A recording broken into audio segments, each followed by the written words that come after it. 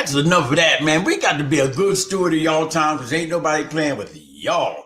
It is Throwback Thursday, I believe, and I'm just coming up with phrases as I go along because I ad lib and freelance. Hey, good evening, everybody out there in Chester County, Coatesville, and on my Facebook page. Doggone it, it's almost like a rerun. Just when we thought we was away from her because of the week watch that we had prior to New Year's, she's back again, ladies and gentlemen. None other than Katina, wear the big glasses, Robertson, ladies and gentlemen. Let's have a big round of applause for her out there. Pastor, how are you doing today? I am doing fantastic. How about you? I'm doing pretty good. I believe I was set up because I had this old email that was Yahoo, and evidently it's Gmail. But we did it, and I thank you for being so quick and everything. Before we get into why you're on, let's talk about you and film ministry. How's everything going with y'all over there? You know, God is good. God is good. We are learning each other. We are growing together and just having a good time doing it. Well, look, I just home say good evening, Fonz, and my beautiful pastor, Katina Christmas Robertson. That's right. She got 3 names. Doggone it, Katina. It's always so good to see you because I'm telling you, you're instant motivation before you even say anything, right? Because you got this big smile and you got this glow about you that says what I'm getting ready to talk about is going to be edifying and it's going to be impactful. And you're doing a fantastic job. This is just coming from somebody who follows everybody. And I follow you as well. Now, let's talk about, is it SOAR? Because you be having classes and things of this nature. Let's plug your stuff that you're doing. Let's use this opportunity, okay? Oh, absolutely. So SOAR is a book that I wrote. It's Time to Soar. And it's about getting people unstuck. And a lot of times it's easy to get unstuck from stuff that you see that you're stuck in. But I like to even go further and talk about the invisible stuff. So soar in relationships, soar in business, soar in your personal life. So Saturday is the SOAR Kickoff 2025 Vision. And in February is SOAR in Relationships, You Are Not Your Cookie. So those are the 2 things I have coming up that are going to be so powerful. Well, first of all, good evening, Kathy Smith. It is always good to see you, Kathy, and I appreciate you throughout the years. Trust me. So now, do you have anybody that's on that can type in some of that information you're talking about? We might as well have it everlasting on here. We might as well. So the thing is, I can't see who's on. Okay. I don't have my Facebook up. That's right. Hey, Iris, can you help with us with anything, website, email, something like that? That's right. But we'll get through it because there's no doubt that some of your crew is going to be on here before it's over with. So we'll again, okay? So my website is KatinaChristmasRobertson.com. That's my website. Katina Robertson. KatinaChristmasRobertson.com. That's right. I gotta get that third name in there. I can get you. But I'm gonna try and type it in my doggone self because this is my show. I do what I want. I can take as long as I want, and plus it gives people opportunity to come on in. So let me see. K8 Katina Christmas, like I'm half retarded. No. We can't use that word. Oh yeah, that's a word. I'm sorry. Katina Christmas Robertson. KatinaChristmasRobertson.com. Okay. I'm a little slow, so help me with that. Okay. Okay. So there you got it, ladies and gentlemen. Now, don't forget, whoever tunes in, please hit the share button. I mean, liking is okay, but we'd rather share than like. Okay. Now, for those of you who may have been sleeping under a rock, the last couple of weeks coming up to New Year's, Pastor Robertson, she was one of the speakers who she kind of like coined the phrase about between a rock and a hard place. And I want to tell you, that week was one of the most edifying, satisfying weeks that I've been doing this for a couple of minutes. But to hear all the different pastors and all the different perspectives, and oh man, this jump was nice. It was. It was nice. And I'm not one to use numbers because guys' math is not our math, but we had over 15, almost close to 20,000 people listen to y'all. That's fantastic. Man, and the word got out, and I believe lives was changed. Christina Lee, thank you, Christina. She got the HTTP all up in there and all that. / That's what I'm talking about. Thank you. Hey, look, I'm so excited. I'm gonna tell you the truth. You know, I've truly been blessed by having some fantastic people on here. And guess what? I don't even have to be the sharpest knife in the drawer, man. All I gotta do is just hit. I just gotta hit this button, and then there y'all go. The Lord just sends y'all to me. So look, Christina. Now we got this. Katina. See, these Enas got me. Katina, Angelina. Check this out. Now we got this MLK Fest coming up. Yes. Who is this character that you're going to give overview to or portray? So I am honored to do Ruby Sales. I'm really excited about that. I didn't choose her. Pastor Rob Marshall, shout out to him for thinking about me and calling me to come in. And so, hey, here I am. And he suggested her.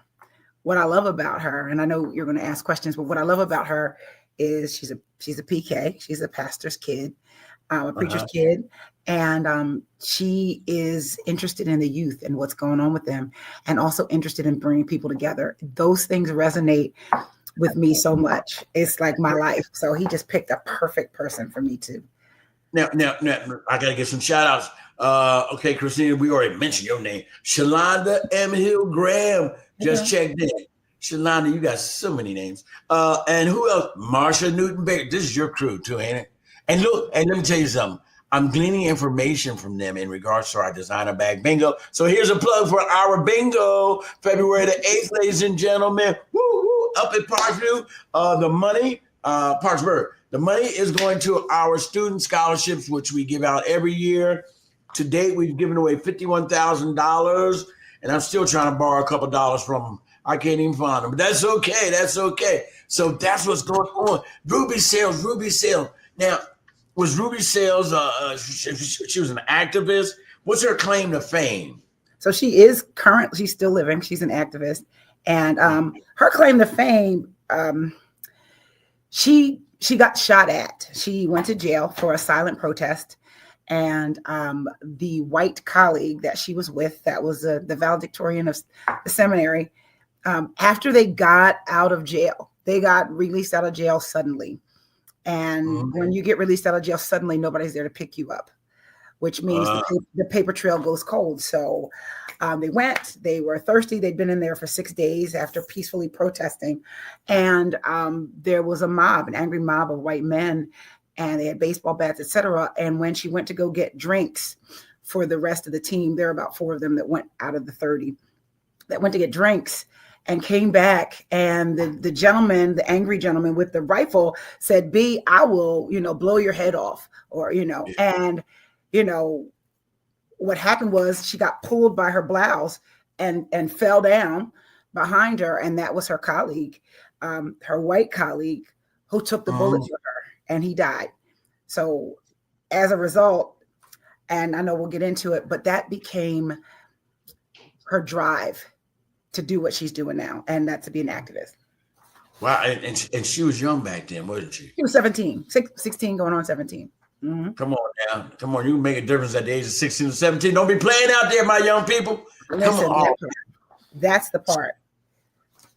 All right, so how did Ruby Sales' experience during the civil rights movement shape her perspective on activism and social justice? So the other part that I love about her is that she's a Christian, and at that time she just felt like right would just be righted. That because God saw it, because God loved her, that it would automatically get fixed. And at that moment, she was so traumatized. She was silent. But when she came out swinging. And she developed an organization in his honor. And what she does is she looks for the unspoken for. And she keeps asking people, where does it hurt? Because what happens is she feels like everybody's reactionary. So she gathers people. And in the year 2000, or no, 20. Look, I'm getting my facts wrong. Fonz, hold please. That there were 2,000 unspoke deaths of African Americans. That over half of them were unarmed black men and women, and so she advocates for them. And it was because that day she said she saw the worst of white America. The worst and the best all at once. The hate and the love, the hate that shot at her and killed the love, the one who spared her life. And that sounds like there's some spiritual connotations right there. Wait a minute. That part. I see Jesus coming up in this joint right about now. Come on, talk about it. Hey, Kid Twyman, it is good to see you checked in. Shadell checked in. Christina Lawrence. Now, I don't even know who that is. I'm going to have to check. Yes, you do. Out. Yes, you do. You don't know that you know. That's Miss T. Who? What? Miss T. Oh, that is so good. Now. That's her government. Yeah, okay. Now, let me ask you. What part do you think that the church plays in social justice now? You know what I mean? Because it seems like there was a separation at some point in time where we figured as long as we preach Jesus Christ, we good. You know what I mean? But a lot of people were suffering in the meantime. So what part does the church play? Well, one thing I'm going to say that she did that I believe that the church can do more of. She's apologized to young people. She says for abandoning them. As the black elders, that when we felt like white was right and we needed to assimilate and integrate, we forgot community, and we left. She says we left our kids out without armor. So the black church needs to understand that we need community and need to prepare our children for the things that aren't yet fixed, so that they thrive and survive. And then the white church. She suggests, and I agree, that we should go ahead and acknowledge that there is a disparity. Let's not pretend like it's not. Let's not pretend like there's equality. And sometimes what happens is there's charity that's done, but charity is not coming together. Charity is not getting to the heart of what she calls a culture of whiteness. And the culture of whiteness is, I was bought this bill of goods. This is if I'm a white person. I was told that white is right. And, all I needed was the white ticket and my life would be great. Well, whiteness is less important. In her opinion, whiteness is less important now. So your ticket doesn't work. So now there are people that are struggling with identity because all they needed before was white. And then when we as a people, if we subscribe to that, we've been trying to become more white as opposed to, as she says, become more of who God created us to be internally. So I think the church should really, really reach toward each other, apologizing for assuming that throwing the communities together was a Band-Aid that was going to fix, but really get down to the heart of matter. After we love Jesus, now how does he teach us to love one another? How does he teach us to heal? How does he teach us to really, really agree that it's disparate and that we need to do something more than just go to church? Whoa, man, you heard that? I hope y'all recording this, y'all, man, because this is some special stuff. You know how The Rock used to say in wrestling, you smell what she cooking? She's cooking. Katina. And now, I know you just mentioned an event where they were attacked and everything.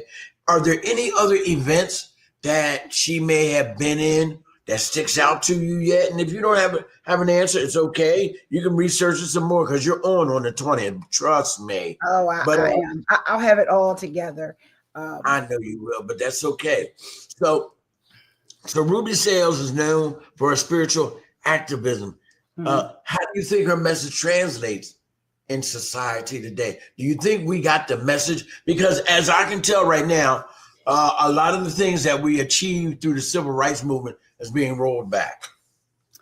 Yeah, it is. And it's so funny that she says that the reason why she thinks Donald Trump is so pivotal and critical to that culture of whiteness is because people that were given the ticket that said you should get because you're white, and because that's not the way it automatically is right now, their anger, and she talks about the unaddressed anger, the unaddressed displacement of whiteness. And so now they, in some of the things that have been said by former President and soon to be President Trump, makes them feel like America will be great again because my white ticket will work now. So I know that's controversial, but that's her theory. And and if we've subscribed to that, her theology is get with your maker so that he can show you who you are outside of color. It's not about your brownness. It's not about your whiteness. It is about who he created you to be and how you work with the rest of the community. Okay, let's go ahead and reach out to some of your fan club, because they hear in strong numbers. That's one thing. If I want a lot of viewers, I just tell them that you're going to be on. Oh, then I hear them, they be on here. Look at that. Amanda Brayton. You know Amanda don't never be on my show. Amanda, she says, wow, that's good, Pastor. Amanda, it is good to see you. Danico Gibson, it's always a plum pleasing pleasure. And one of my favorite bankers, I guess you can call her, as none other than Kendra Wilson. I love her, man, because I gave her second job in Coatesville. She said, that's so good. Y'all are in deep water already. You ain't lying, Kendra. I'm telling you, I got my boots on, though. I ain't scared.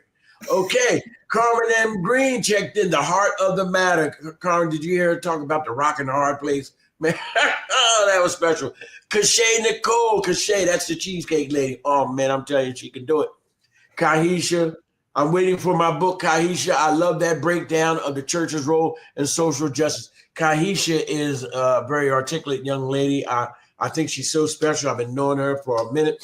And we grew up together. Listen, if you miss growing up in Rock Run, you miss something. I'm just saying. Well, that's what I heard, because my wife was right up there. I think she called it either the Ponderosa or the Bonanza up there on Harry Road. That's what my wife wrote. So I don't know, Bonanza or Harry, I don't know. Sonora checked in. You know, this ain't my show. It's all about you. But some of the people that's on here really are special in my heart. Sonora Ragsdale, she helped me when we first started our Not So Secret Santa event, pre-COVID, all that. Carmen Green Irish Homes is on our board. And look, that's enough about me, but you got some beautiful people in your fellowship. Now, I got to throw them flowers while I can, because I may not have an arm tomorrow, so I can throw it right now. What? Come on, I don't know what the Lord got in store for me. All right. Okay. It says, what parallels do you see, if any, between the challenges Ruby Sales faced in the 60s and those faced by activists today? Do you see any differences? Oh, I absolutely do. Well, the challenges in the 60s were just like, and she really, really resonated with, she said back then it was important. Her parents made her, she said she didn't feel hate. And so it wasn't a part of her vocabulary. So she felt like, I am going to internally love you. There's nothing you can do to make me hate you. That was how she was growing up. And the struggle was them trying to be equal. And now activists struggle because they're divided. There was a sense of community then. But at this time, we've got generations that really haven't seen or felt the struggle. We have generations that feel distance from the church because their lifestyles, the way the traditional church preached at those lifestyles, as opposed to connecting them to God, has isolated them. So where the church was really central, that was the meeting place. That was just assumed we all with God and we're moving together, right? It is not the same right now. So there are factions really working, not necessarily together, but toward the same kind of a goal. And I believe that if we could unite, it would be powerful. Oh, man, I love it. Hey, Pastor Marshall just checked in. He said, I'm so glad Pastor Katina is part of this event. Love hearing her speak. Yeah, hey, Pastor Marshall, if I'm on viewership, I just keep putting her on once a week. Now, how do we as a church affect maybe the change that you think that we should do in any area, activism or whatever? What do you think we need to do as a community and as churches? So I'm Come so on. glad you asked. In And one of her you don't speeches, want to sugarcoat nothing on my show. listen, in one of her speeches, she talked about that the I needs to become the we. And that sounded so familiar when she said it. We.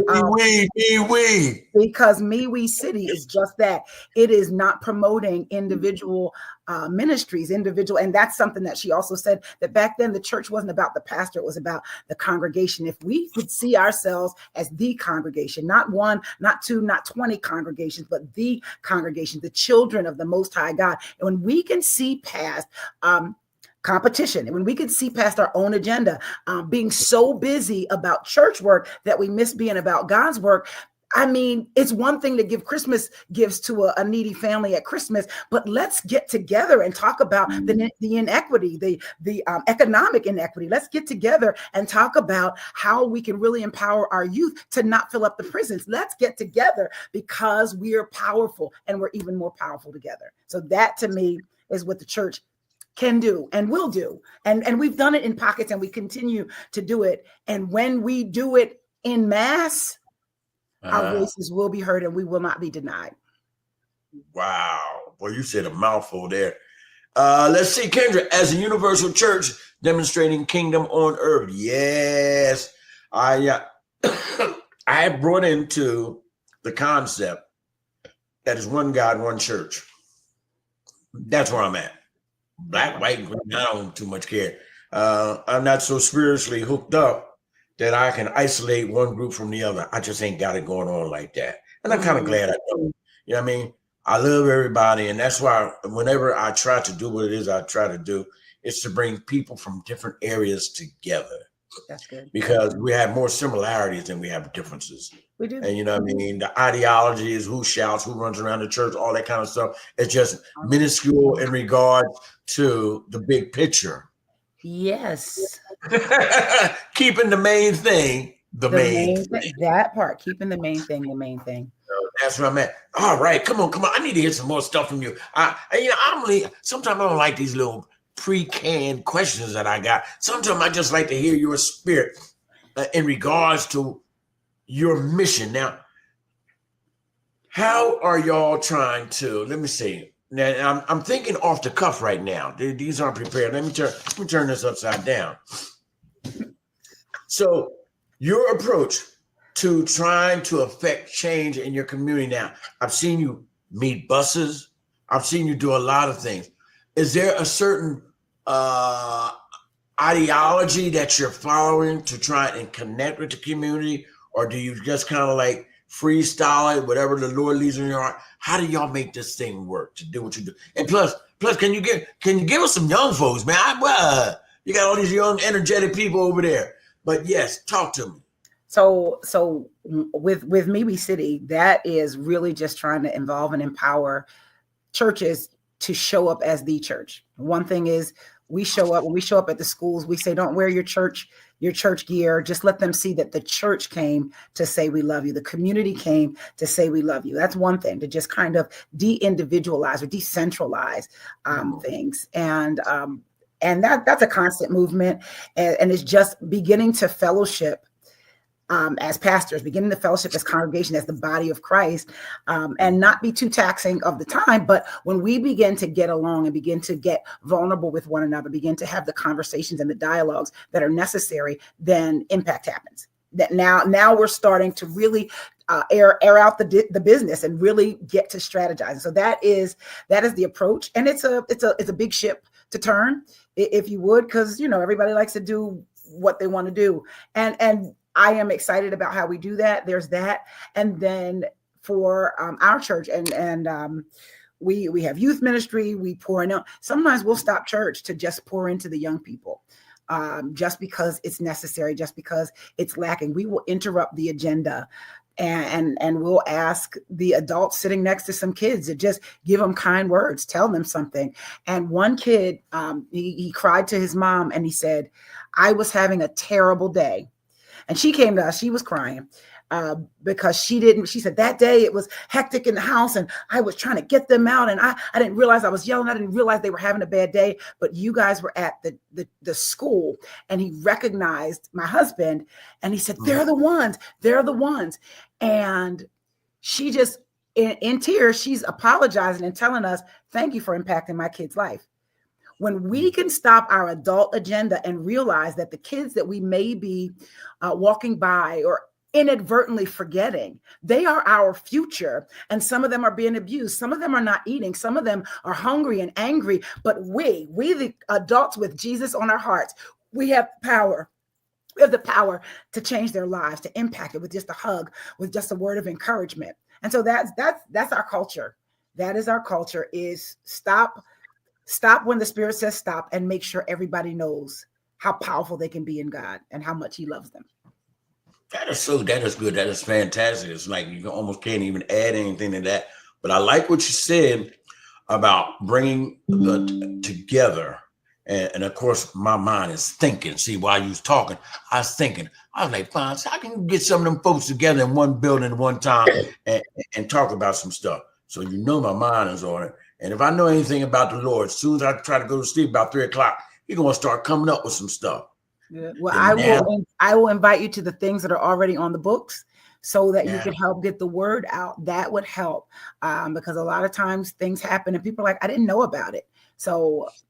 Well, always feel free. Now, I'm going to tell you, I'm a little bit limited because of some hip problems that I'm having. So I can't walk long, can't walk far or whatever. But my platform is always open. It's always open. See, because when God can use you, no matter what your physical condition, your mental condition, or any other condition, and this is where He has given me. This is my purpose now.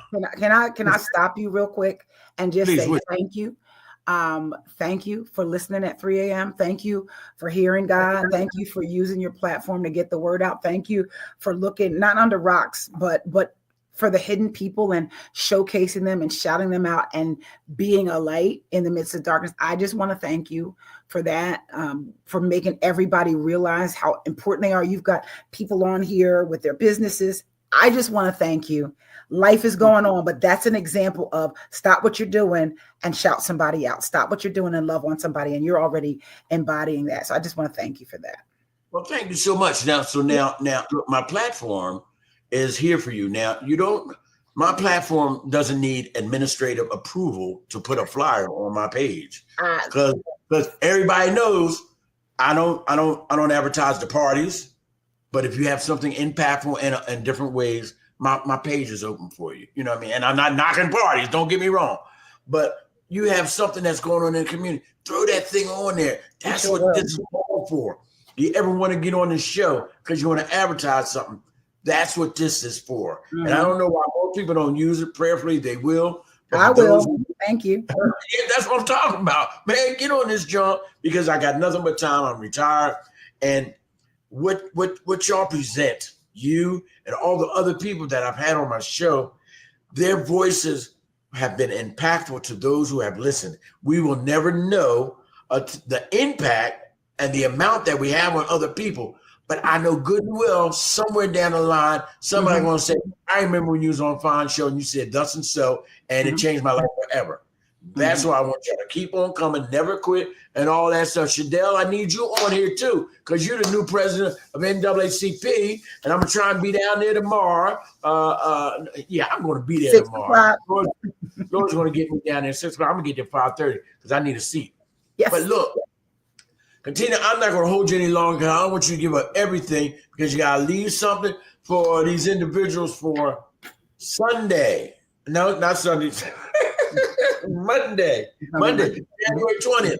Now we're marching from down Gateway. That's going to be cool. So where's some warm clothes? Don't be down there, nose running, crying and complaining. Put some thermals on. Y'all know how to do it. I know how to do it because I used to get drugs in this kind of weather. And you know what? Can I just share something? This is how the Lord does me. I went outside to bring in a trash can, and it was real, real cool. And I thought to myself, Fonz, do you know 35 years ago, you was walking up and down the street in this weather, and the Lord saved you from getting hypothermia and everything else because you wasn't dressed right. You didn't have good shoes on. You was homeless, all that stuff. And you survived. He brought you here, and 34 years later, I'm still clean. I thought about that today because it was nippy out there. 18 degrees. I'm walking up and down the street talking about where I'm gonna get a hit from. Come on now. The hog is out. Man, I be thinking about stuff like that. I be thinking about when I'm scrambling eggs when I didn't have no eggs. Don't get me started, though. Come on. But I remember crying maybe a couple of months ago. I shared it on my page. I was scrambling some eggs in my kitchen, and I thought about 35 years ago when I didn't have no eggs to scramble. Getting food out of McDonald's Dipsy dumpster and had to wait till 11 o'clock when they closed because they threw the food out. I had to wait till then to get my dip. Man, look, glory be to God. I got to go because I got to go. Hey, Pastor Robertson, it has been a plum-pleasing pleasure. Once again, I tell you, I just can't get enough of you. You're doing a fine job. Marshall, hey, your whole crew, y'all can get off here now. Don't forget to hit the share button, too. Kendra, Shadell, Marshall, y'all like her all like that. Share on your page. Come on, play too much. Hey, no, I got to go because I got to go. Hey, look, Pastor Robinson, I want you to have a good night. I'm going to kick you off the scene, but we're going to talk soon prayerfully. I'll see you on the 20th, Lord willing, all right? Thank you. All right, get her out of here. She's got to go. All right. Bam. Okay. Look, ladies and gentlemen, once again, that was good stuff. Excuse me. I got a cold too. Look, if nobody told you that they love you today, man, I certainly love y'all. I am just so grateful to God for allowing me to see another day, for having my silly behind here in Coatesville doing what it is I do, man. Look, like my hoodie says, Coatesville's rising and peace out. Let me see if I can play my theme song a little bit. Let's see, because I really like it. If I can get my mouse to get over there. See, I should be ready and all like that.